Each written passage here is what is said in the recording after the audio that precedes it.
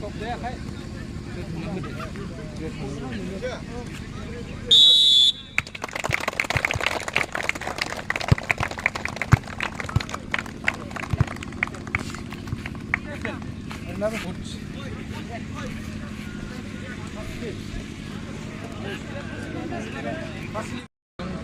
बेवहाय फैदों बे हिसाबै बिबुंथि खोनासंनायनि बा बिबुंथि होनायनिबो थासारि बेवहाय हयथ' थानाय नङा अब्लाबो फंनैसो बाथ्रा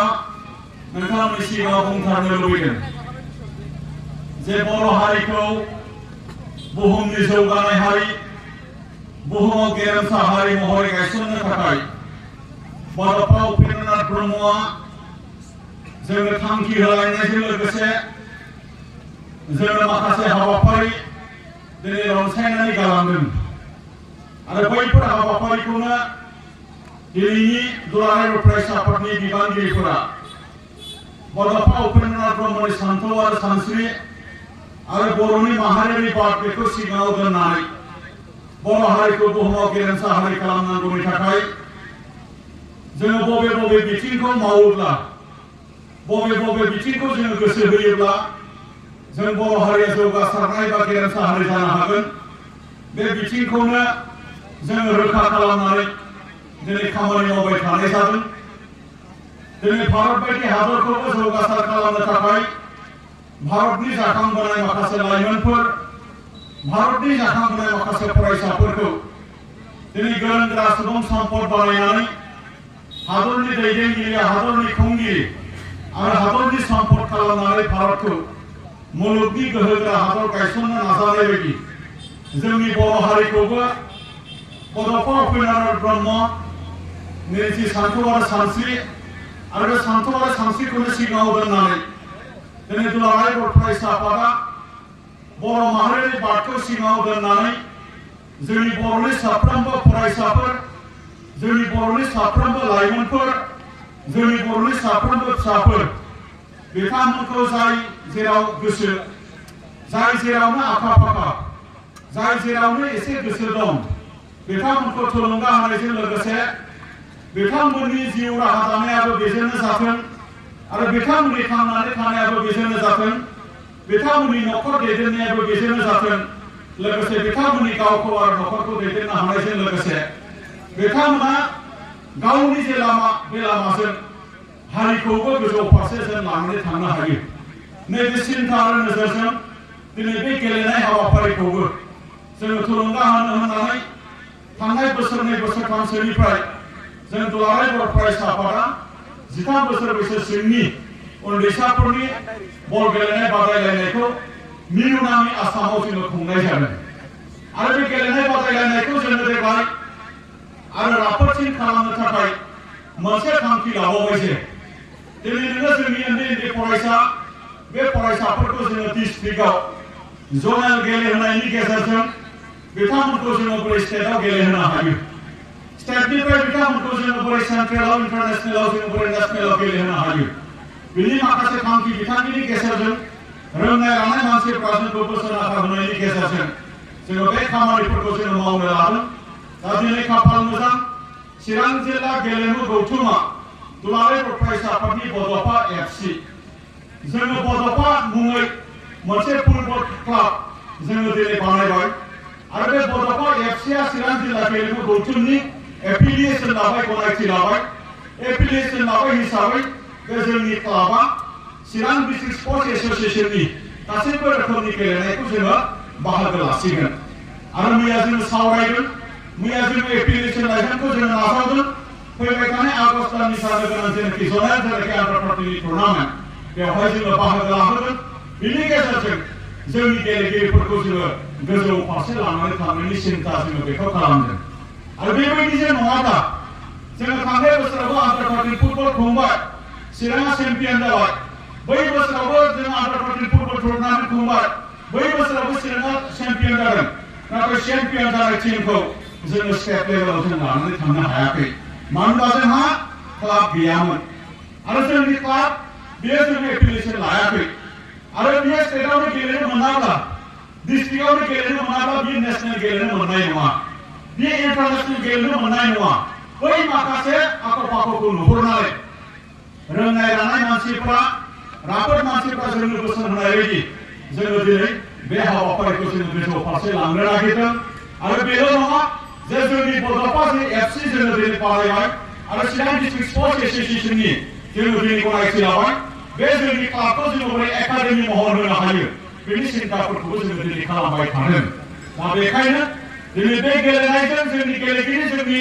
फरायसाफोरा गावनि जिउखौबो दानो हागोन आरो बे गेलेनायजों लोगोसे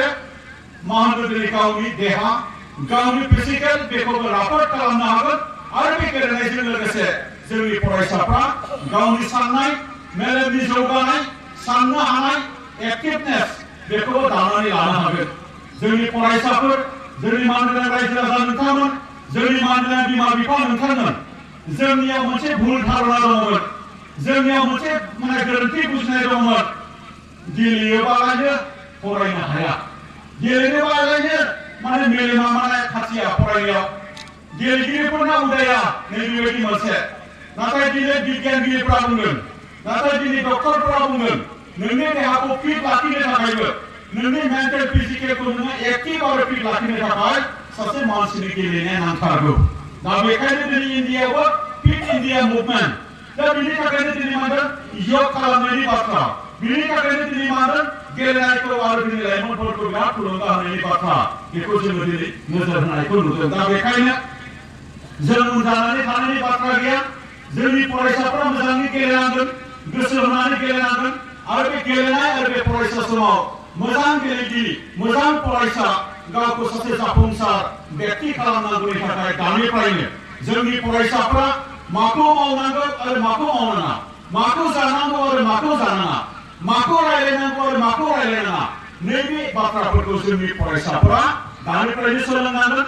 आखल आखु सोलोंनांगोन लेखा सोलोंनांगोन गियान सोलोंनांगोन मोजां गेलेगिरि जानो थाखाय नाजानांगोन नङाब्ला मोजां गेलेगिरिल' जानानै आखला मोजां नङाब्ला जाफुंसारनो हानाय नङा लेखाल' रोंनानै डिग्रिल' लानानै आखला मोजां नङाब्ला बेवहायबो जाफुंसारनाय नङा जेरावबो आखलखौ नायो नोंनि हुदाखौ नायो नोंनि रोंगौथिखौ नायो नोंनि बेबहारखौ नायो नों बेसेबां सोद्रोम नों बेसेबां अनजाथाव बेखौ नायो बेखायनो जोंनि फरायसाफ्रा बे बाथ्राखौ गोसोआव लानांगोन आं गुरै खावलायदों आरो दिनै बिमा बिफानिसिम खावलायनो लुबैदों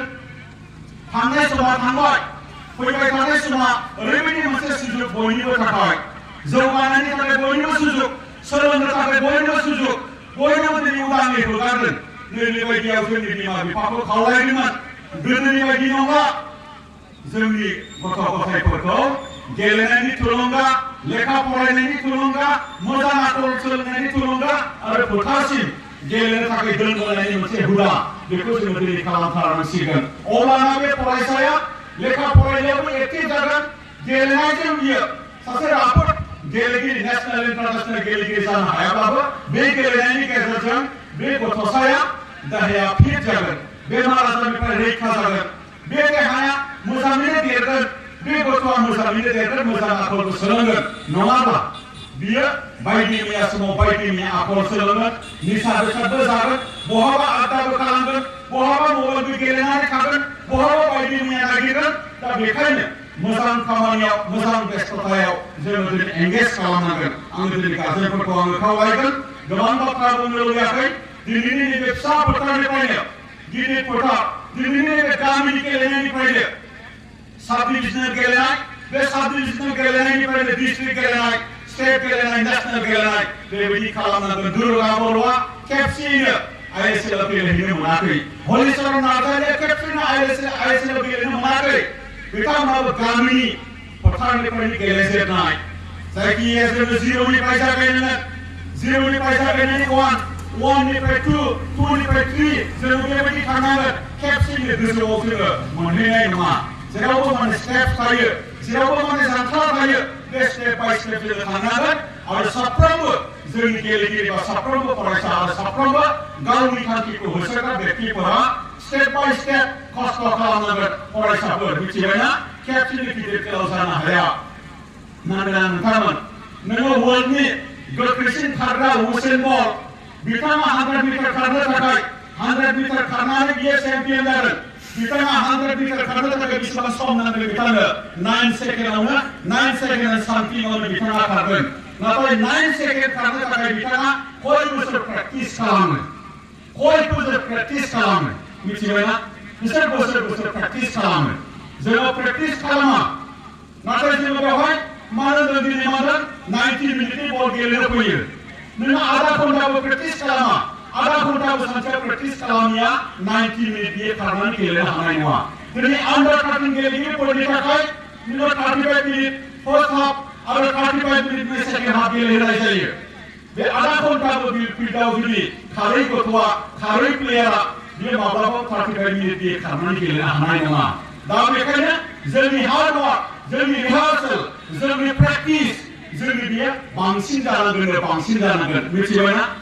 जोंनि प्रेक्टिसा बांसिन जानांगोन नोंसोर 35 मिनिट फार्स्ट हाफ नोङो गेलेनो हानांगौनि थाखाय नोङो सानफ्रोमबो 1.5 घन्टा खारनांगोन नोङो सानफ्रोमबो 1 घन्टा खारनांगोन नोंनि प्रेक्टिसा बांसिन जानांगोन नोंनि गुबै कम्पिटिशननि समनि आं बेखिनि बाथ्राखौ बुंबाय जोंनि साफ्रोमबो गेलेगिरि नोंथांमोना मोजां सासे गेलेगिरि जानो हाथों मोजां आखल गोनां सासे जानो हाथों मोजां नागरिक जानो हाथों आरो बर'खौ उपेन्द्रनाथ ब्रह्मनि सान्थौ आरो सानस्रि बर'नि माहारियारि बाद बेखौ सिगाङाव दोननानै नोंथांमोननि जौगासारनायजों नोंथांमोननि मोजां जाफुंसारनायजों बर' हारिखौ जोङो गेरेमसा हारि मोनफुंनो हागोन बेखौनो मिजिंथिनानै मोननैबो हानजानो फिन आङो बेस्ट उइसेस जासिनानै आंनि जिखि बिबुंथि आंनि एसेखिनिखौनो फोजोबबाय थेंक इउ गोजोन्थों